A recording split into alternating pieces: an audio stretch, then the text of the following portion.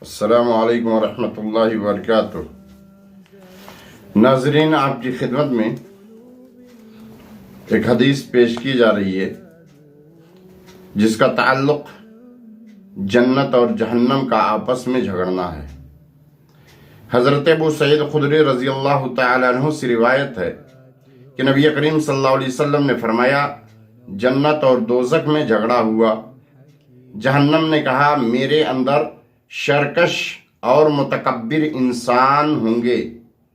جنت نے کہا، میرے اندر کمزور اور مسکین لوگ ہوں گے۔ پس اللہ تعالیٰ نے ان کے درمیان فیصلہ فرمایا۔ جنت سے کہا، تو جنت میری رحمت ہے، تیرے ذریعہ سے میں جسے چاہوں گا رحم کروں گا۔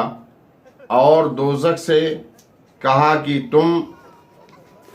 تو جہنم میرا عذاب ہے، میں تیرے ذریعے سے جس کو چاہوں گا عذاب دوں گا، تم دونوں کا بھرنا میری ذمہ داری ہے۔ یہ بخاری اور مسلم کی روایت ہے۔